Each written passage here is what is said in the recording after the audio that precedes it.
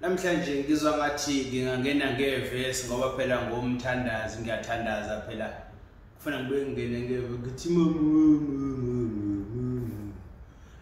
lapho mase silanda umoya ongcwele manje ukuthi awehle bese uyasembatha. Ngithi ke nawe kusanda kusijoyina ngicela ukubingelela ke kusibani samathongo channel.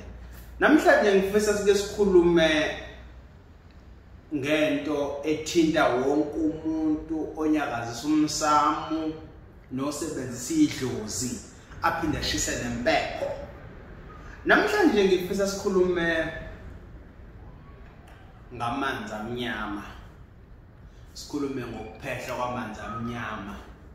Ukuthi umuntu mesuke kuphehlela amanzi amnyama usuke endlani. Amanzi amnyama mesuke phehla ubani. Engifisa ukucacisela ke umbukeli obukele manje kodwa ngisho ukuthi inukana abantu. Kodwa amanzi amnyama waphehlwa umuntu wangaphandle. Amanzi amnyama aphehlwa umuntu wasemndenini ngensila zasekhaya. Uma ke khona umuntu wangaphandle usuke elekele lo muntu wasekhaya basuke besebenzisana kanje. Njengezithupha zikhobintwana. Yabona? Ngoba amanzi amnyama adinga ukuthi kwaze ukuthi usibanibani ubani wayenjani wayephila kanjani mayebizwa umsamo ubizwa kanjani uthathwe inyongo uthathwe inhlabathi zamathuna uthathwe ngisho amahlahla kwesisikhathi kusendibe ngisho inhlabathi yasegcekeni kokhandwa amanzi amnyama kuze kuthathe ngisho into yokugqoka yasekhaya okungenzeka mhlawumbe kagogo noma kamkhulu noma kamama noma kababa kodwa osuke eyinhloko ebese yathathwa leyo nsele bese iyofakwa ebhakedini elifakwa izinto ezijulile kakhulu bese iyagoqozwa bese kuphehlwa amanzi amnyama ebese menyezwa lo muntu ukuthi kona manje ngesikhathi sikumemezela sifuna uhambe uyokwenza ukuthi ayina amanzi amnyama. Makhulu nje ngamanzi amnyama ngoba khona umuntu ongaqondi yini amanzi amnyama. Ngoba omunye usitshela ukuthi ngempela makhulu ngamanzi amnyama uzobona amanzi ngempela amnyama kade akunjani. Cha, awuzowabona amanzi amnyama ephuma empompini.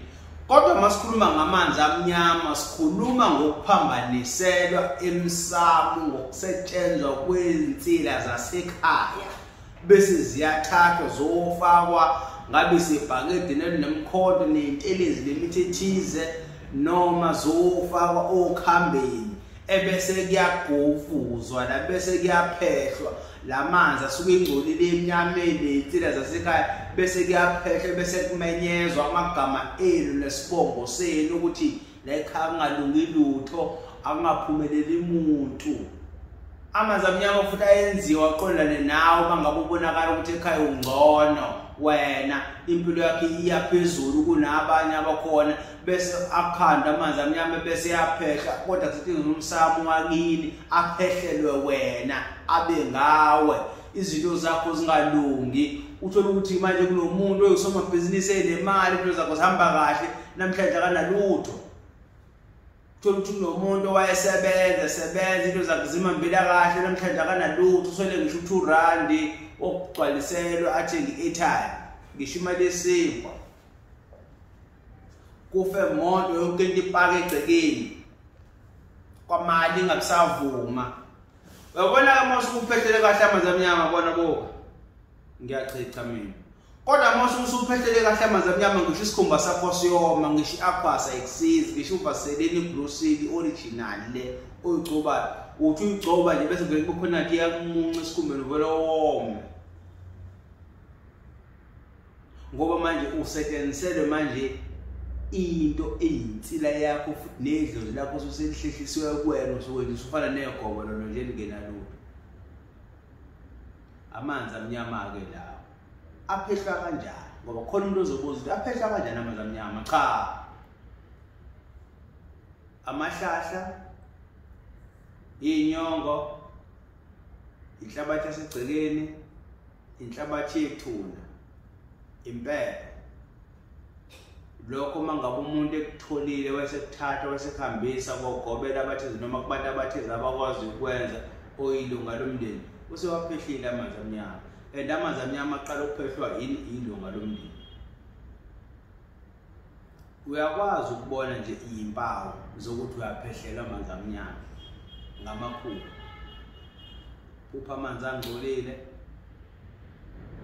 phupha amanzi amnyama. Amnyama amanzi, amaphupho awaboni, awafiki nhlobo. Nezinto zakho zenza zilunga, kunokuthi uyaziyalunga, zibheda kakhulu kunakuqala. Gijima kubantu, uhambe izangoma, uhambe inyanga, uhambe abathandazi bethu nesilwane, uyosilwahla isilwane koze ukuthi koko, kodwa futhi iziyazilunga. Sebenzima-ke manje sebawaphehla beze bafake ngisho ingidi, bathatha ukhipha bayolahla, uhamba yonke iminyango waze ufike emhlabeni lengane kodwa kungalungi lutho. Kodwa ikhona indlela yokuthi uyilungise yonke le.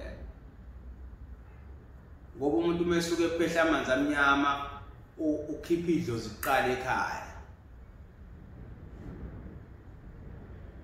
Mayikhipha idlozi ekhaya ke manje uqala idlozi alisenandawo.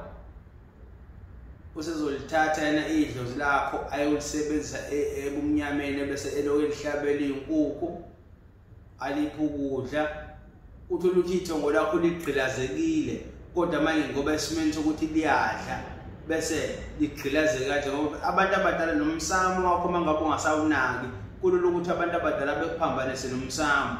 Kwaye wena nawe awusasondeli, kulula ukuthi ke manje abantu bakuphehlele ini amanzi amnyama, ngoba kwalona ithongo lakho manje izinto ezifika ukuthi lezilo azikho.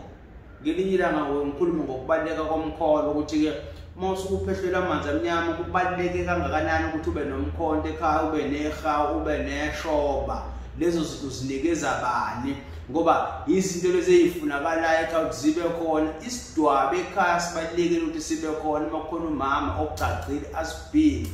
Ngoke ngichaze nazi ngelinye ilanga sibaluleke ngani, sisizaphi. Mawukuthi akekho kodwa sifanele sibe khona ngoba zisuke zikhona izikwazi.